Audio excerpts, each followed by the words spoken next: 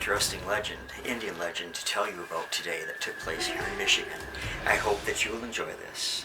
The tale is somewhat amusing as a chief tries and fails repeatedly to make peace between his three daughters. Let's get right into it, okay? As the legend goes, a very long time ago on the banks of the Detroit River at Wyandot, Wyandot chief dwelt with his three very lovely daughters. Now, although they were lovely to look at, the girls were quarrelsome critters whose constant arguing made them unbearable company.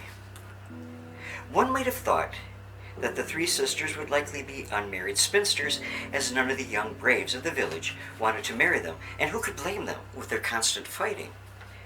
Well, the sisters' reputation spread even to the neighboring villages, and it seemed to the old chief an impossible task to find husbands for them. Now, even the other women in the village tried to avoid them encountering them. The old chief thought that maybe if they were separated, they would stop the constant fighting. So, he moved his daughters to separate wigwams far away from the village. But it was to no avail. They continued arguing, and so loudly that still it disrupted the entire village. Wow. But it continued, and finally the chief could take no more of it, and he decided a wider separation was called for. He placed each on a separate island to keep them well away from each other, and the islands were in western Lake Erie, and they became known as the Sister Islands.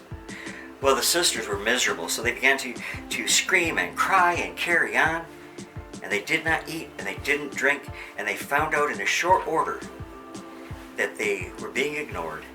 They wasted away. Now, some people still think or claim that their walking ghosts can still be seen and heard when freighters pass by the islands, and others believe it is merely just the wind. What say you? Leave your comments, please, and I'd love to hear from you.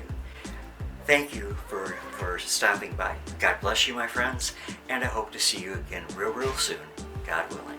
Have a great day. Oh, and if there's any sisters out there, don't you be arguing over Christmas.